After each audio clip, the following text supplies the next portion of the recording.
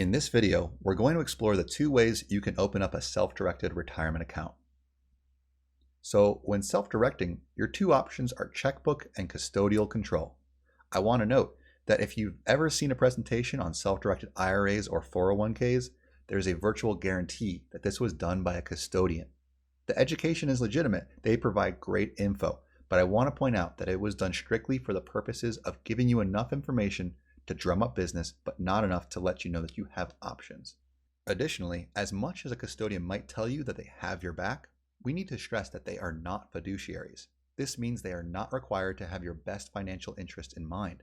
They have the ability to run up fees that are adverse to the success of your retirement. And additionally, custodians cannot provide you with investment advice. They cannot advise you on current deals and make sure that you are staying compliant with the IRS. They may bill themselves as the safe option within the self-directed space, but in reality, they are not. To avoid this conundrum, we suggest using a self-directed retirement account with checkbook control. To start, you will connect with a service provider who will take care of the process for you. They set up your custodial account as well as establish an LLC. This provides for a two-pronged approach: provider and advisor. You will open your new account and roll your existing one over to it. While you were opening your custodial account, your service provider was establishing an LLC. Once complete, you will send paperwork to the custodian directing them to invest 100% of your account's funds into the new LLC. This is where the second prong of the approach takes place. The service provider can now advise your LLC and keep you safe in knowing you are transacting in approved, non-prohibited transactions with the IRS. This keeps your money safe. Here we have the two options for self-directing put head-to-head in how each is established. To start, we are opening a custodial account on the left side. We begin by opening the account and moving our existing funds to the new custodian. Next, we'll find a deal and we'll then have to send in paperwork to the custodian detailing the investment. We've now reached step 4. It's at this point that custodians will advertise their services to approve a deal. They pitch it as though they have your back and are making sure you're not involved in a deal that is prohibited by the IRS. In reality, this step is to make sure that your custodian is simply dotting their I's and crossing their T's.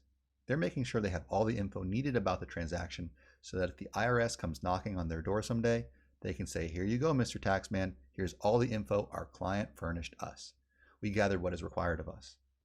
So at the end of the day, any protection a custodian offers is really just an indirect coincidence of asking for more info from you. Again, they offer no active advisory services. And for this red tape laden offer, what do? They charge you, and the fee is not an insubstantial amount. We'll get to that on the next slide. So we finally have the last step, which is approval. We've found that this can often take a long time. So long, in fact, we've seen investors nearly lose their opportunity to invest before a deal has closed. And this is really why we advocate so heavily for checkbook control. This feeling of helplessness when your paperwork is sitting on someone's desk somewhere in the country, left untouched until they can get to it. This experience is completely eliminated with a checkbook account where you take total control. So let's go over that. Step 1 is the same. Your money still has to go through a custodian that supports self-directing your retirement. Step 2, though, is where we deviate. This is when we direct the custodian to invest in the LLC our service provider has established. And because your service provider has an exclusive relationship with his custodian, the paperwork and action needed are put into motion immediately. After your LLC is funded, you will open up a business checking account. Personally, I have used Solera National Bank, who specializes in self-directed retirement-related banking. Most service providers use them, and they have a good hold on the market and its processes, so I would highly suggest their services. Once you have that checking account open, that's pretty much it. Now you just go out and try to find a deal that suits your needs. In vetting your potential deals, if you're at all concerned, you can always go back to the service provider who helped open your account and run the investment by them to make sure it's an allowable transaction. So once you've found the deal that you want to invest in, all you need to do is wire your funds. With Solera, I go to my online account, I put in a wire transfer request, and within a couple of hours, the bank calls me to confirm the details. It's as simple as that. Start to finish, the entire process to set up takes a bit more time, around 2 to 4 weeks, but your deal execution time is completely slashed down to hours, all with no sacrifices in security and assurance that you're making the right moves. So what does it cost to open a checkbook account? Let's take a look at the two types head-to-head price-wise. I know there's not a lot here, so I won't dwell on it too much, but let's say for this example, you open an account with a $250,000 balance.